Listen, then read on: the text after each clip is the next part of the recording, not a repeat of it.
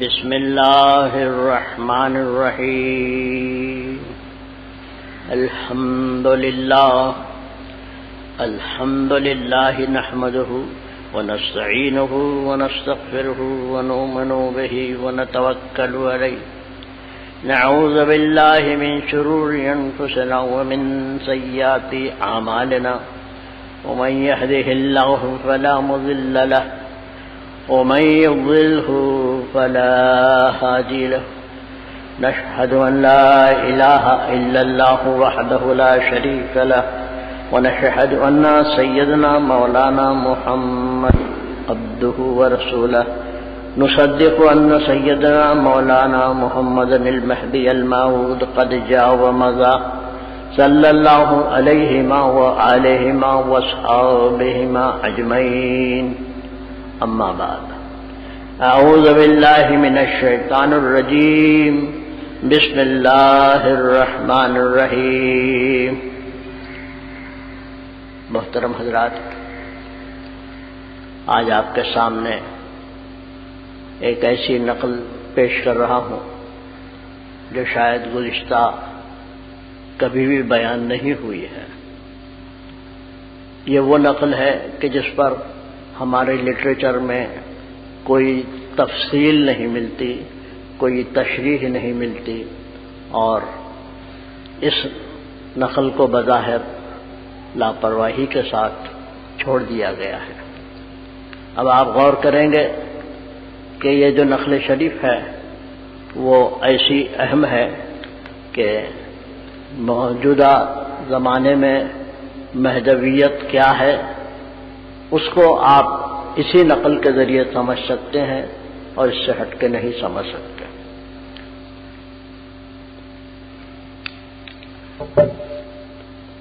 نخلص کے در کھامبیل اکثر مہاجران درا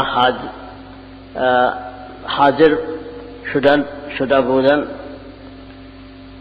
کہ بندگی حضرت میرا فرمودہ بودن کہ پس از من کسانی باشن کہ بریشاں اقامت دین باشد، چنانچہ بعد از مصطفیٰ شدہ بود اما جا خلافت بظاہر تعلق داشت وہ اینجا معنن۔ اس نقل شریف میں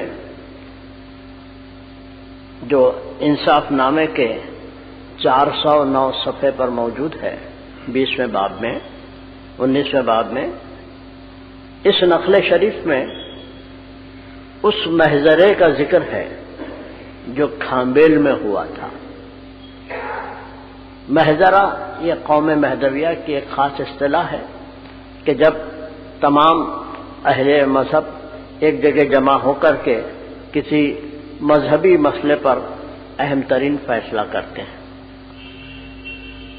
تو کھامبیل میں ایک محضرہ ہوا اور اس میں مہاجرین مہدی موجود تھے اور بڑی اکثریت کی تعداد میں موجود تھے۔ اور یاد رکھیے کہ قوم مہدویہ میں مہاجرین کی بڑی اہمیت بتائی گئی ہے۔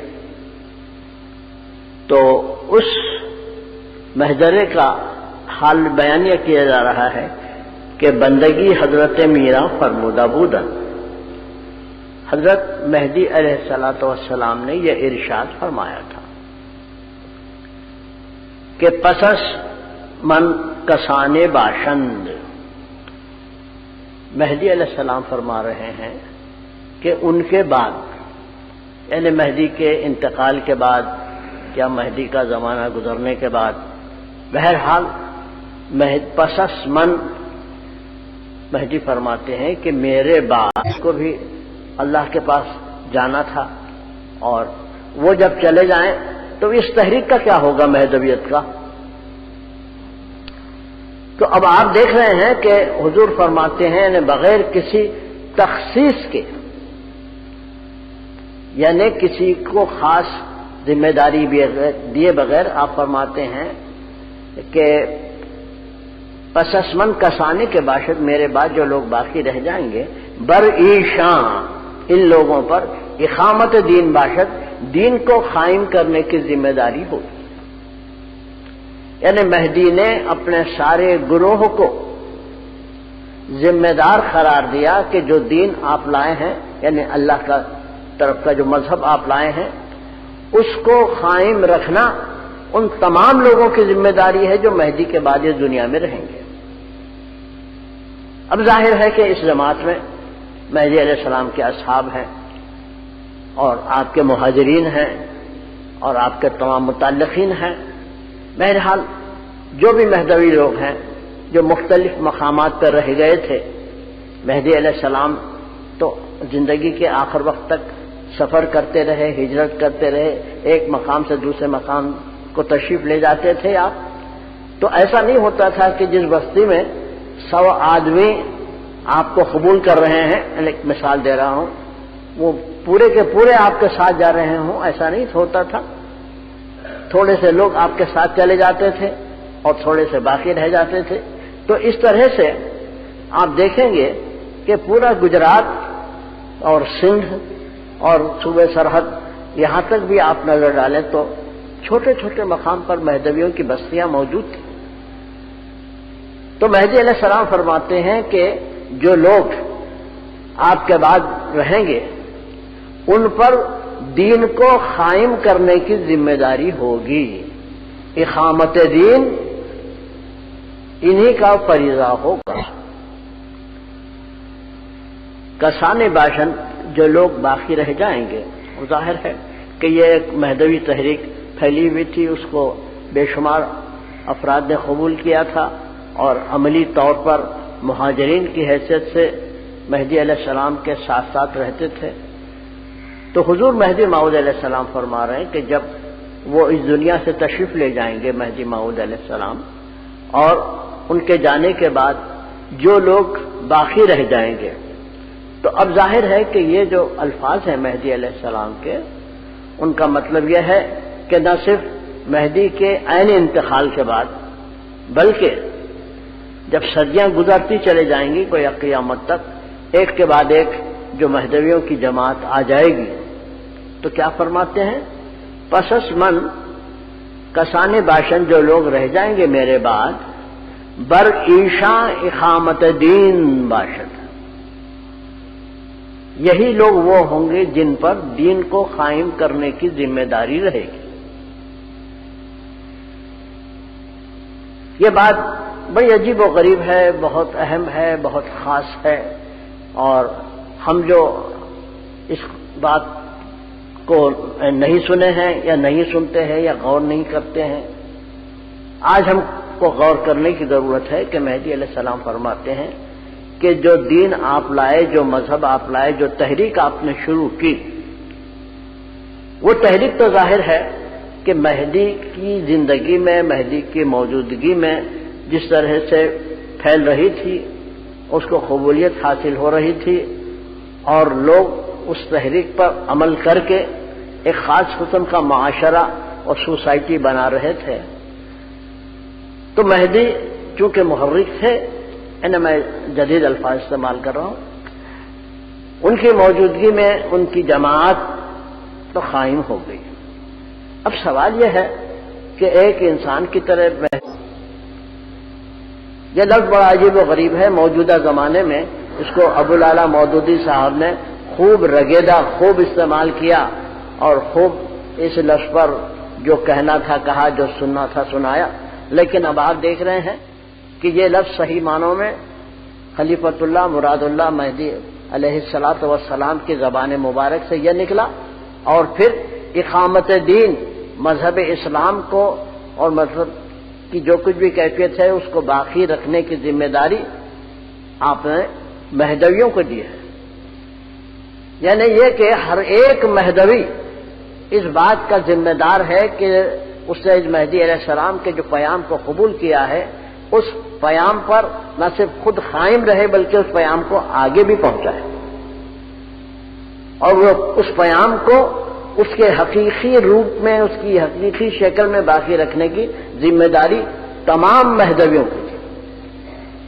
اگرچہ کہ آج آپ دیکھ رہے ہیں ہمارا جو کچھ بھی سماج ہے، مہدویوں کی جو جماعت ہے، اس میں جس قسم کی تفریق ہے، جس قسم کی گروہ واریت ہے، ایسی بات یہاں ہم کو موجود نہیں ملتی۔ مہدی علیہ السلام نے تمام قبول کرنے والوں پر ذمہ داری فرمایا کہ برعیشاں اقامت دین باشد چنانچہ بعد از مصطفیٰ شدبو. تو مہدی علیہ السلام ایک دلیل پیش کرتے ہیں، ایک مثال دیتے ہیں، اور وہ یہ کہ سارے مسلمانوں کو معلوم ہے کہ آن حضرت صلی اللہ علیہ وسلم دنیا میں تشریف لائے اور آپ نے اسلام کو پھیلایا. 13 سال تک مکہ معظمہ میں آپ نے تبلیغ فرمائی، پھر 10 سال تک آپ مدینے میں تشریف فرما رہے، اور ان دونوں مقامات کے قیام کے زمانے میں مذہب اسلام اور اس کے اصول اور اس کے فروع جتنے بھی تھے وہ سب کے سب آن حضرت صلی اللہ علیہ وسلم نے دنیا والوں کے سامنے رکھ دیے. اب کیا ہوا؟ جب آن حضرت صلی اللہ علیہ وسلم کا انتقال ہوا تو سب سے پہلی اہمیت اس بات کو دی گئی کہ یہ جو دین ہے، یہ جو تحریک ہے، یہ تحریک بکھرنے نہ پائے. یہاں ایک نقطہ یاد رکھنے کے قابل ہے، وہ یہ کہ جب حضرت صلی اللہ علیہ وسلم کا انتقال ہوا تو اس وقت آپ بی بی عائشہ کے حجرے میں لیٹے ہوئے تھے، اور ظاہر ہے کہ اس زمانے کے مکانات اور حجرے وغیرہ 2-3 آدمی کی گنجائش رکھنے والے تھے. تو اب آپ کے جسد مبارک کو اس مقام سے ہٹایا نہیں گیا، مسجد نبوی میں لایا نہیں گیا، وہیں پر آپ کا غسل دیا گیا آپ کو، اور نماز جنازہ بھی ہوئی. تو نماز جنازہ کی یہ کیفیت تھی کہ تھوڑے تھوڑے لوگ جو اس حجرے میں آ سکتے تھے جاتے، نماز پڑھتے اور نکل جاتے. تو اب ظاہر ہے کہ مسلمانوں کی جو ایک بہت بڑی تعداد تھی، جیسا کہ کہا جاتا ہے حجۃ الوداع میں حضرت صلی اللہ علیہ وسلم کے ساتھ 1,24,000 اصحاب نے حج کی سعادت حاصل کی، اور پھر وہ اپنے اپنے وطنوں کو چلے گئے. مدینہ منورہ میں جتنے اصحاب موجود تھے، ظاہر ہے کہ نماز جنازہ ان سب کو پڑھنی تھی، اور وہ سب کے سب مسجد میں بھی نہیں آ سکتے تھے، اور حجرے کا تو سوال ہی کیا. تو بہر صورت حضرت صلی اللہ علیہ وسلم کے نماز جنازہ 2-2, 4-4 آدمی پڑھتے گئے اور ہٹتے چلے گئے، اور اس میں کافی ٹائم لگ گیا. 2 شنبے کو آپ کا انتقال ہوا تھا، تو پھر 6 شنبہ بھی گزر گیا، 4 شنبہ آ گیا آپ کی تدفین کے لیے. خیر اس بات کو تو ایک طرف رکھیے. دوسری اہم بات جس کو حضرت ابوبکر صدیق نے سمجھا اور آگے بڑھایا، وہ کیا بات تھی؟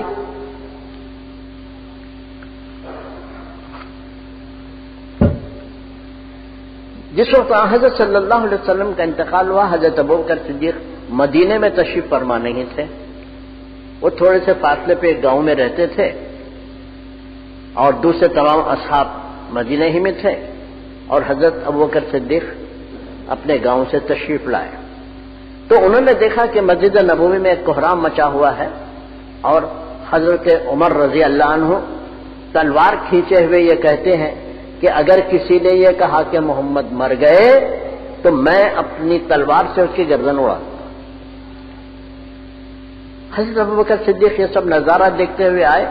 انہوں نے حضرت عمر کو سمجھایا کہ بھئی تم یہ کیا کہہ رہے ہو، کیا کر رہے ہو، مگر وہ سمجھ نہیں رہے تھے.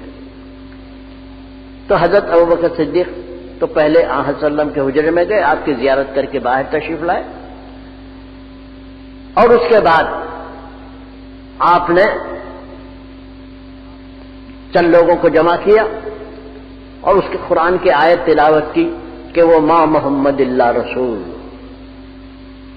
سب لوگ آپ کی طرف متوجہ ہو گئے، اور آپ نے آیت میں یہ پڑھا کہ قرآن میں اللہ تعالیٰ فرماتے ہیں کہ بھئی محمد کیا ہے، وہ تو ہمارے رسول ہیں، اگر وہ قتل ہو جائیں یا ان کا انتقال ہو جائے تو کیا اے مسلمانوں تم اپنے مذہب سے پھر جاؤ گے؟ تو جو ہی یہ آیت حضرت ابوبکر صدیق رضی اللہ عنہ نے تلاوت فرمائی، سب کے سب متوجہ ہو گئے، اور سب کو معلوم ہوا کہ بھئی واقعی ہم کیا کر رہے ہیں. اور یہ آیت ہماری نظروں سے اوجھل کیوں تھی؟ ابو بکر صدیق کے ذہن مبارک میں یہ آیت آئی اور آپ نے لوگوں کو سمجھایا، اور اس کے بعد جو اہم کام کیا آپ نے، اور وہ یہ کہ آپ نے یہ سنا کہ سقیفہ بنی ساعدہ میں کچھ انصار لوگ جمع ہوئے ہیں اور خلافت کی بحث ہو رہی ہے کہ اب حضرت صلی اللہ علیہ وسلم کے بعد کون خلیفہ ہوگا۔ انصار کہتے تھے کہ بھئی ایک آدمی ہمارا رہے گا اور ایک مکے والوں کا رہے گا، غرض اس طرح کی گفتگو چل رہی تھی۔ حضرت ابو بکر صدیق وہاں تشریف لے جاتے ہیں، واعظ کرتے ہیں، اور پھر سب لوگ آپ کو خلیفت رسول مان لیتے ہیں۔ تو اب یہ جو بات میں نے بیان کی اس میں یہ ہے کہ ایک طرف حضرت صلی اللہ علیہ وسلم کا جسد مبارک رکھا ہوا ہے اور لوگ زیارتیں بھی کر رہے ہیں، اور دوسری طرف حضرت ابوبکر صدیق نے خلافت کے مسئلے کو چھیڑا اور لوگوں نے آپ کو خلیفہ بنایا، اس واسطے کہ تحریک کی ابتدا سے آپ حضرت صلی اللہ علیہ وسلم کے ساتھ تھے، کسی موقع پر آپ ان سے الگ نہیں ہوئے، اور اس تحریک اسلام کے لیے آپ نے اپنا مال جان پورا مکان صدقے کر دیا اور تمام موقعوں پر آپ ساتھ رہے۔ مختصر یہ ہے کہ ابوبکر صدیق رضی اللہ عنہ کی شخصیت ایسی تھی کہ تمام انصار اور اہل قریش جو مکے سے آئے ہوئے تھے ان سبوں نے آپ کی خلافت کو تسلیم کر لیا۔ تو محترم حضرات، میں یہاں یہ پوائنٹ آپ کے سامنے رکھنا چاہتا ہوں کہ نبی کا تو انتقال ہو گیا، ابھی نبی کی تدفین بھی نہیں ہوئی، لیکن ابوبکر صدیق نے کہا کہ پہلے محمد کی جانشینی کا تصفیہ ہونا چاہیے۔ چنانچہ تصفیہ ہوا، ایک خلیفہ قائم ہوا، پھر خلافت راشدہ تک یہ کام چلتا رہا۔ تو مطلب یہ ہے کہ محمد صلی اللہ علیہ وسلم تو ایک انسان تھے اور اللہ نے اپنے طرف ان کو بلا لیا، لیکن جو تحریک آپ لائے ہیں اس تحریک کا زندہ رہنا ضروری ہے۔ ایک سپہ سالار ہٹ جائے تو دوسرے سپہ سالار کو فوراً اس کی جگہ لے کر کے اس کام کو جاری رکھنا ضروری ہے۔ تو اس کو کہتے ہیں اقامت، قائم کر دینا۔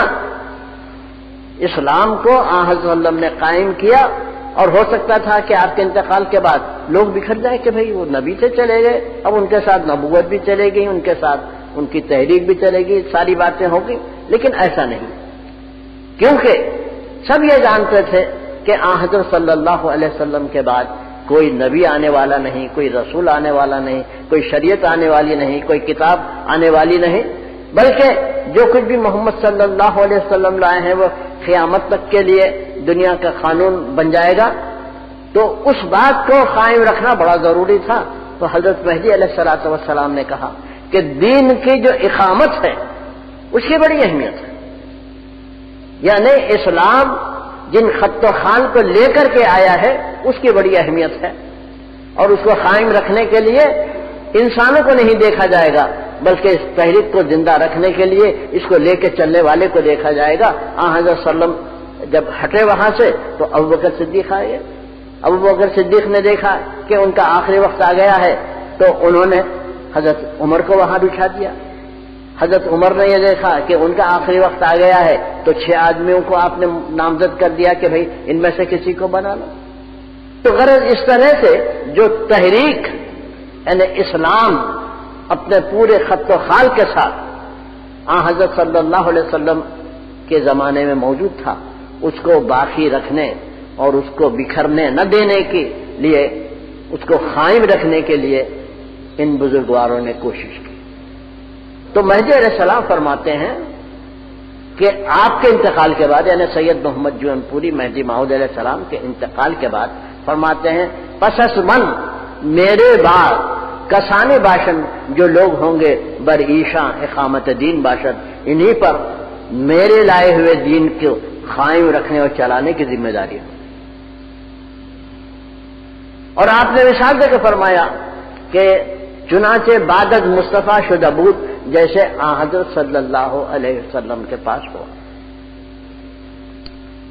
تو اب ایک اور جملہ باقی رہ گیا ہے جو اس نقل شریف کی جان ہے آپ فرماتے ہیں مہدی موعود علیہ السلام اما خلافت بظاہر تعلق داشت، لیکن حضرت صلی اللہ علیہ وسلم کے بعد جو خلافت راشدہ قائم ہوئی، مسلمانوں کی جو بھی حکومت قائم ہوئی، بظاہر تعلق داشت، اس کا تعلق ظاہری حالات سے تھا، شریعت سے تھا، شرعی قوانین سے تھا، ایسے تمام قوانین جو انسان کے جسم پر حکومت کرتے ہیں، بہرحال اسلامی شریعت سے تھا۔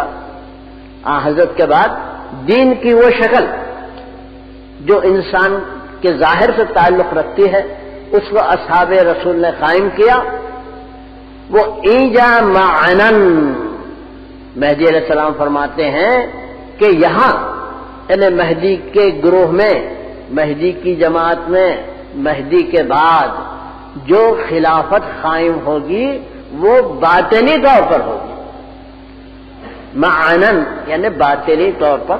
اس کا ترجمہ بھی انصاف نامے کتاب میں یہاں باطن سے ہی کیا گیا ہے۔ تو مہدی علیہ الصلوۃ والسلام فرماتے ہیں کہ آپ کے انتقال کے بعد جو مہدوی رہ جائیں گے، نہ صرف 910 ہجری کی بات ہے بلکہ تمام زمانے میں جتنے مہدوی ہوں گے ان سب پر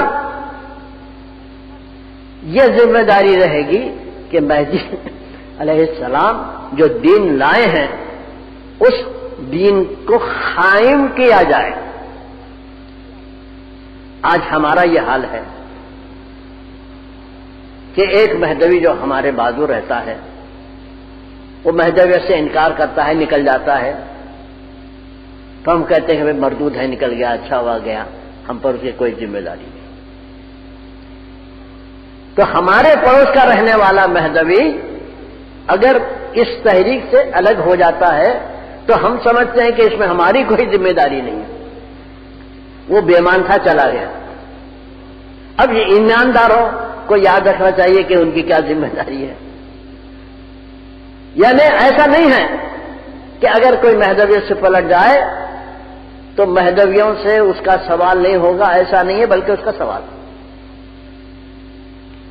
مہدی علیہ السلام فرماتے ہیں کہ آپ جو دین لائے ہیں، آپ جو مذہب لائے ہیں، آپ جو تحریک لائے ہیں، آپ کی جو مہدویت ہے، مہدیت ہے، وہ باطنی طور پر قائم رہے گی اور اس کو قائم رکھنے کی ذمہ داری تمام مہدویوں کی ہوگی۔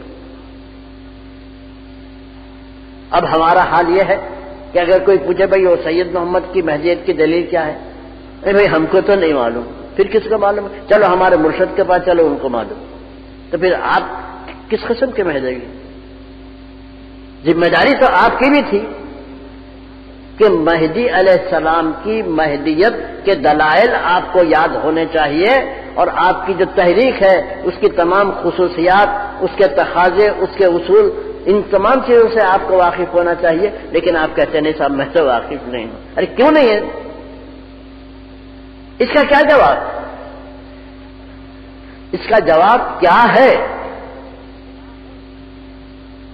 اب نہ صرف عام لوگوں کے بارے میں لوگ یہ سمجھتے ہیں کہ بھئی یہ جو ہماری جماعت ہے اس کا مسئلہ ایسا ہے کہ عام لوگ تو دنیا دار ہیں اور ان میں سے چند لوگ ترک دنیا کر کے فقیر ہو جاتے ہیں، تو بھئی وہ مذہب جو ہے وہ فقراء کی حد تک ہی ہے، اور ذرا آگے بڑھے تو بھئی مذہب جو ہے مرشد کے پاس، پھر آپ کے پاس کیا؟ ہمارے پاس کچھ بھی نہیں، ہمارے پاس دنیا۔ ایک مرتبہ ملک بخن کے سلسلے میں کسی آدمی نے مہدی علیہ السلام کے سامنے کہا کہ یہ شخص کافر ہے، دنیا دار ہے۔ تو مہدی علیہ السلام نے گجراتی زبان میں فرمایا، تستی کافر کاہے نہیں کہتا، دنیا دار کیوں کہتا؟ مطلب یہ ہے کہ گروہ مہدویہ میں دنیا دار کا لفظ کافر کے معنی رکھتا ہے، دنیا داری کفر ہے، ترک دنیا ایمان ہے، اور اس کو دنیا کو چھوڑ کر ایمان کے راستے پہ چلنا، وہ جو کچھ بھی ہے آپ اس کے متعلق سن چکے ہیں۔ تو مطلب یہ ہوا کہ آج ہمارا عالم یہ ہے کہ ہم کھلم کھلا کہتے ہیں صاحب ہم کو دین معلوم نہیں، ہم کو مذہب معلوم نہیں، اور حالانکہ مہدی علیہ السلام نے ہر ایک کو ذمہ دار بنایا، فرمایا کہ میرے بعد جو لوگ باقی رہیں گے ان پر اقامت دین ہوگی، اور وہ اقامت باطنی طور پر ہوگی۔ تو اب میں آپ سے عرض کرتا ہوں کہ بھئی یہ باطنی طور پر ہونے کے کیا معنی ہیں؟ تو محترم حضرات، چند لفظوں میں یہ ہے کہ حضرت صلی اللہ علیہ وسلم کے بعد اسلام میں کچھ روحانیت کے پیروکار لوگ پیدا ہو گئے جن کو ہم صوفیہ کہتے ہیں، جو بعد میں بڑے اولیاء اللہ بھی ثابت ہوئے، اور یہ لوگ تارک الدنیا تھے، رات دن اللہ اللہ کرتے تھے۔ اللہ تعالیٰ نے ان کے ہاتھ سے کرامتوں کا اظہار بھی کیا اور یہ اسلام کے پیروکار رہے، اور اس طرح سے اسلام چلتا رہا۔ تو ان بزرگوں نے جن کو ہم صوفیہ کہتے ہیں، جیسے شیخ عبد القادر جیلانی ہے، خواجہ معین الدین چشتی ہیں، شہاب الدین سہروردی ہیں، اور خواجہ بہاؤالدین نقشبند ہیں، اور دوسرے جو بڑے بڑے سلسلے ہیں تصوف کے، ان سب کے جو قائدین ہیں، یہ سب کے سب صوفیاء کرام تھے، تارک الدنیا تھے، مگر انہوں نے اپنی تحریک کے لیے جو الفاظ استعمال کیے وہ الگ قسم کے تھے، اور ان کی اصطلاحیں بالکل الگ قسم کی تھی۔ اب تفصیل میں تو مجھے جانا نہیں ہے، البتہ اصل بات میں آپ سے کہنا چاہتا ہوں، اور وہ یہ ہے کہ مہدی علیہ السلام نے بھی روحانیت کی تعلیم دی، بالفاظ دیگر تصوف کی تعلیم دی، بلکہ یوں کہیے آپ نے باطن کی تعلیم دی۔ اس تعلیمی نظام کو قائم کرنے کے لیے آپ نے قرآن شریف کے الفاظ استعمال کیے، یعنی مہدوی تصوف اور اس کی اصطلاحات غیر مہدوی تصوف کے مقابلے میں یہ ہے کہ مہدی علیہ السلام نے اس میں جتنی اصطلاحات استعمال کی ہیں، جتنے ٹرمز آپ نے استعمال کیے ہیں، وہ سب کے سب قرآن سے تعلق رکھتے ہیں، اور یہ بہت بڑا پوائنٹ ہے، اس کو سمجھنے کی ضرورت ہے۔ مثال کے طور پر ترک دنیا، تو جب ہم یہ لفظ سنتے ہیں تو ہمارے ذہن میں ظاہری معنی یہ آتا ہے کہ بھئی اور دنیا کو چھوڑ دینا۔ دیدار خدا، جب ہم یہ بات سنتے ہیں تو ایسا خیال ہوتا ہے کہ بھئی خدا کہیں ہے، چلو ہم چل کے اس کو دیکھیں۔ توکل، یعنی کوئی کام نہیں کرنا، اپنی جگہ بیٹھے رہنا، کوئی بھی اللہ کا بندہ لا کے آپ کو کھانا دے دے۔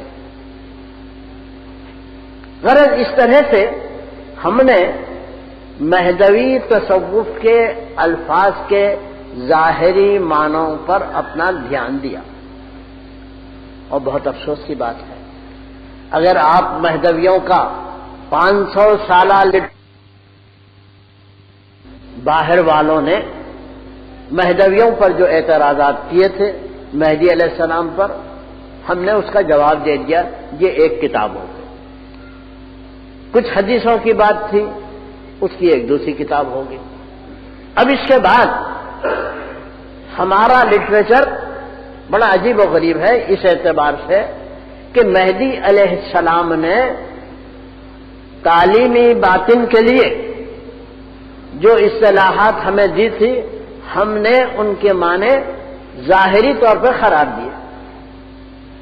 مثال کے طور پہ دیدار خدا، ہاں تو بھئی دیدار خدا ہے نا اللہ کو دیکھنا، کیسے دیکھنا؟ وہ جیسے موسیٰ علیہ السلام نے دیکھا تھا، فلاں نے دیکھا تھا، یہ دیکھا تھا، یہ سب ظاہری باتوں میں آ گئے ہم۔ ترک دنیا کرنا، کیسا کرنا بھئی؟ اب جیسے تمام صوفیاء نے ترک دنیا کی تھی۔ لیکن یاد رکھیے کہ ان الفاظ کے وہ معنی نہیں ہیں جو مہدی علیہ السلام نے بتائے تھے۔ میں آپ کے سامنے یہ عرض کر رہا ہوں کہ گزشتہ 500 سال میں مہدویوں کی باطنی تعلیم کے بارے میں کچھ بھی لکھا نہیں گیا، کوئی رہنمائی آپ کو نہیں ملتی۔ مہدویوں کی تعلیم تو باطنی ہے، لیکن اس کے جو دلائل دیے گئے ہیں وہ سب ظاہری دلائل۔ مذہب کی آپ کوئی بھی کتاب اٹھا کے دیکھیے کہ اس میں ترک دنیا کے لیے قرآن کی ساری آیتیں پیش کر دی گئی جس میں اللہ تعالیٰ نے دنیا کی مذمت کی تھی۔ بھئی اللہ تعالیٰ نے دنیا بنائی ایک طرف، اور دنیا جیسی کچھ ہے آپ سب معلوم ہے، دنیا کی نعمتیں، دنیا کے حالات وغیرہ سب آپ اچھی طرح جانتے ہیں۔ پھر اللہ تعالیٰ نے اس کی مذمت بھی فرمائی ہے اپنے خاص انداز میں۔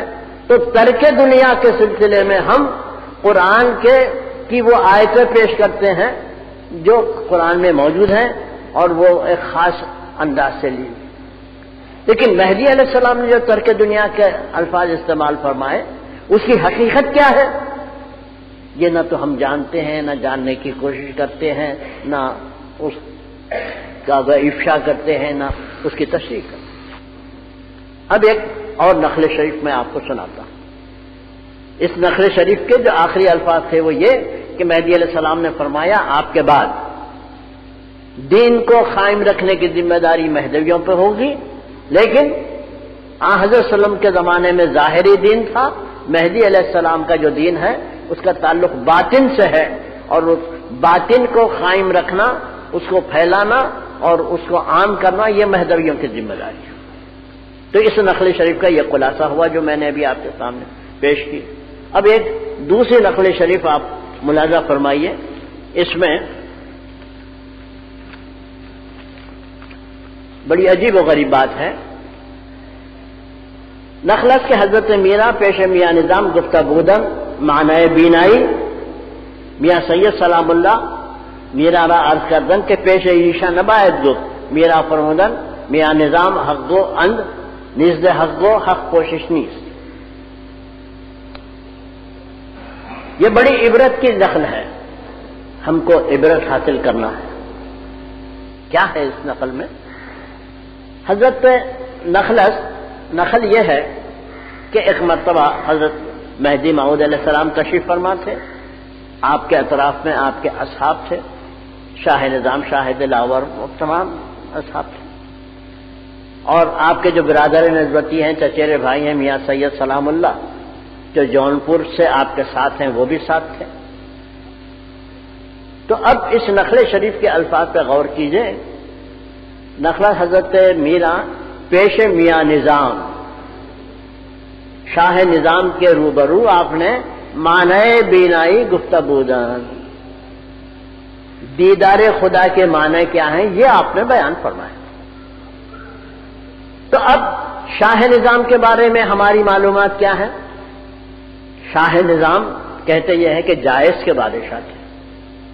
جائز جو ہے جونپور سے تھوڑے سے فاصلے پر ایک مقام ہے، وہاں کوئی جاگیر تھی، کوئی علاقہ تھا، وہاں کے آپ بادشاہ تھے۔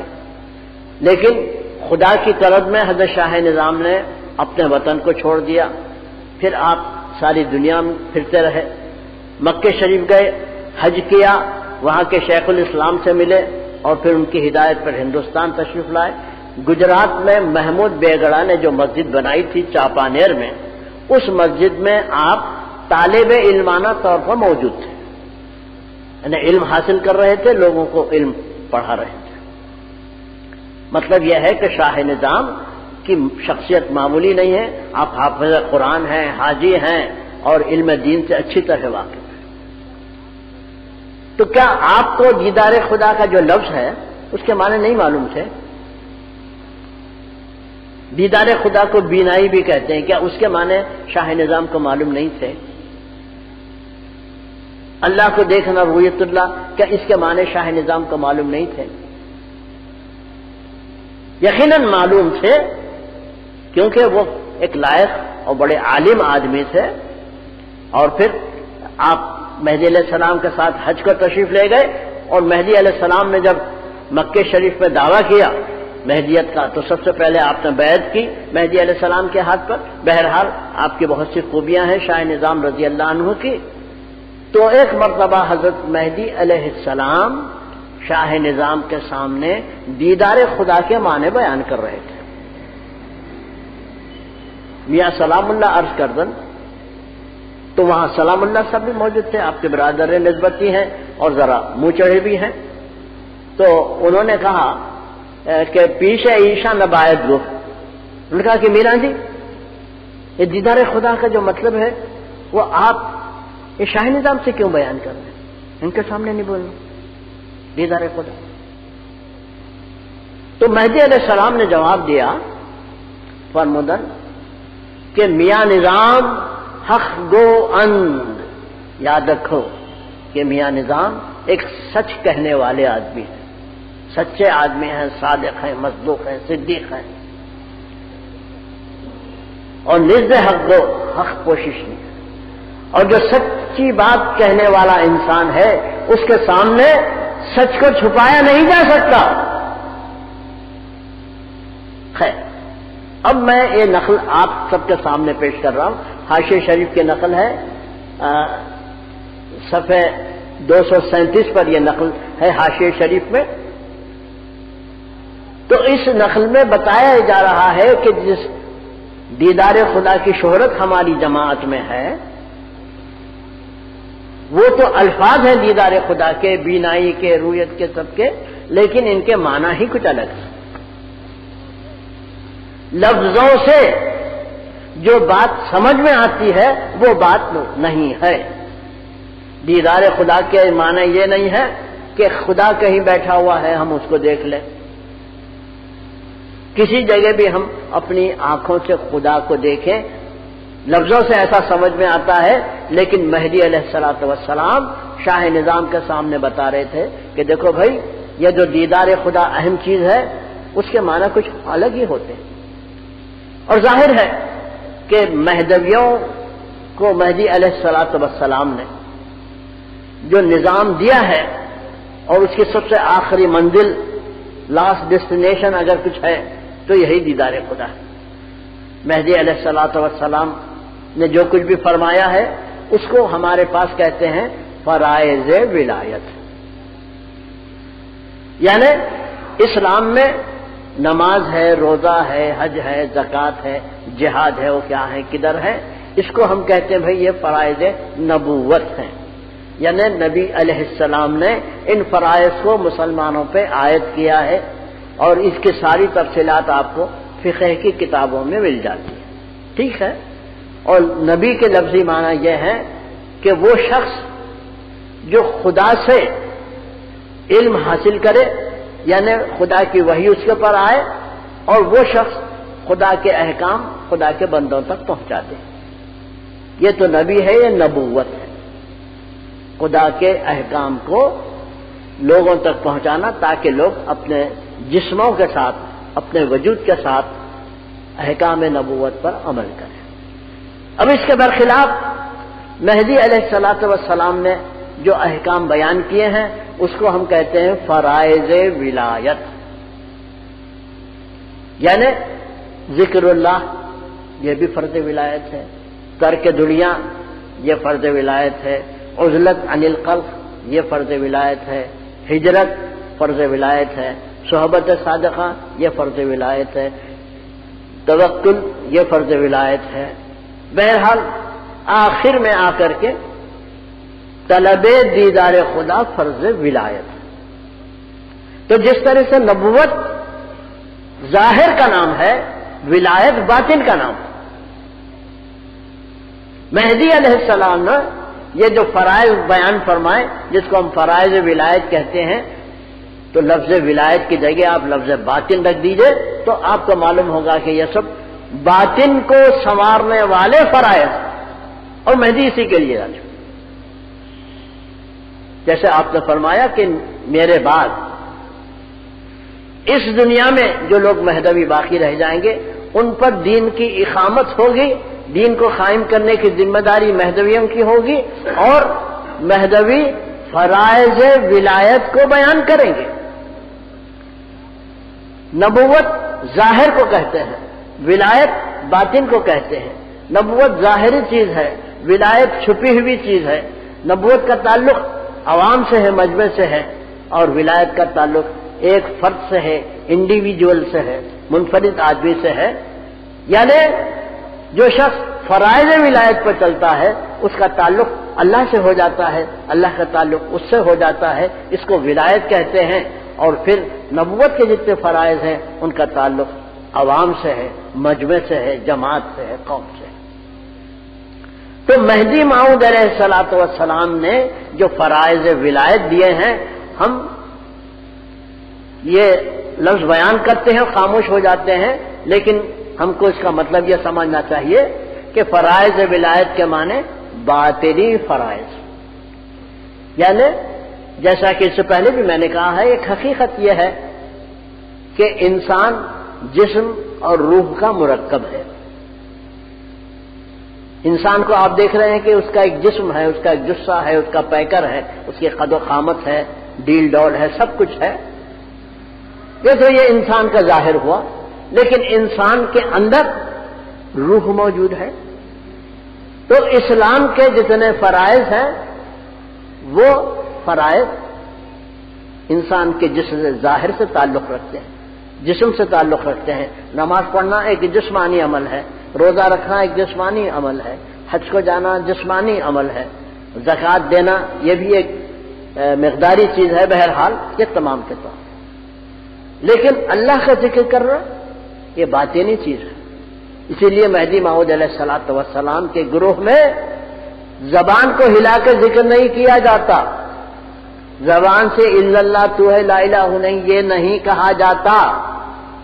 مہدویوں میں جو اللہ کا ذکر ہوتا ہے محض سانس کے ذریعے ہوتا ہے، اور اس میں بھی انسان کے ارادے کو دخل نہیں ہوتا۔ قدرتی طور پہ جو داخل ہونے والی سانس ہے اس میں الا اللہ تو ہے یہ کہا جاتا ہے، اور ظاہر ہونے والی سانس ہے لا الہ نہیں۔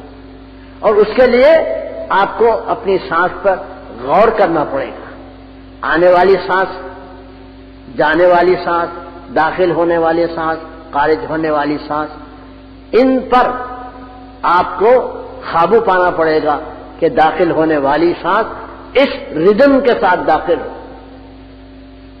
جیسے تال و سر ہوتے نا سب، تو ویسے ہی جو سانس داخل ہو رہی ہے الا اللہ تو ہے، اس طرح آپ کہیں تو آپ کی سانس داخل ہو جائے، اور جو باہر نکل رہی ہے لا الہ ہو نہیں کہیں۔ تو یہ کام آپ کو برسوں کرنا پڑے گا، کیونکہ مہدویوں کا ذکر سانس سے تعلق رکھتا ہے، اور سانس وہ چیز ہے جس کو آپ پکڑ نہیں سکتے، دیکھ نہیں سکتے، گرفتار نہیں کر سکتے، سدھا نہیں سکتے، اس کو ٹریننگ دے نہیں سکتے۔ اس واسطے آپ کو 24 گھنٹے تک ایک جگہ بیٹھے ہوئے الا اللہ تو ہے لا الہ نہیں اپنے سانس کے ذریعے کرنا پڑے گا، اپنے جسم میں کرنا۔ مہدی علیہ الصلوۃ والسلام کے حالات آپ کو معلوم ہے کہ جب آپ کسی کو مرید کرتے تھے تو اس کو اپنے نزدیک کھینچتے تھے، انتہا یہ کہ آپ کے گھٹنے اس آدمی کے گھٹنے مل جاتے تھے، اس کا سر آپ کے چہرے کے قریب ہو جاتا تھا۔ پھر مہدی علیہ السلام اپنی بینی مبارک یعنی اپنی ناک سے اپنی الا اللہ کی جو سانس ہے اس آدمی کے جسم میں داخل کرتے تھے، نتیجہ یہ ہوتا تھا کہ وہ بے ہوش ہو جاتا تھا۔ ایسا سکھاتے نہیں تھے کہ بھئی زبان سے الا اللہ تو ہے لا الہ نہیں کہہ لو مہدی علیہ السلام، ایسا نہیں سکھاتے تھے، بلکہ اپنی سانس اس جسم کے داخل کرتے۔ تو وہ جو آدمی بے ہوش ہو جاتا تھا اس کو گروہ مہدویہ کی اصطلاح میں کہا جاتا ہے کہ اس کی بدعت دور ہو جاتی ہے۔ خیر یہ ایک الگ مسئلہ ہے۔ تو اب میں یہ عرض کر رہا تھا کہ جس طرح سے مہدویوں کے جو بھی باطنی اعمال ہیں وہ اعمال لفظی معنوں پر منحصر نہیں ہیں۔ دیدار خدا کے معنی خدا کو دیکھنا یہ بات نہیں ہے بھائی، پھر کیا ہے اس کے معنی؟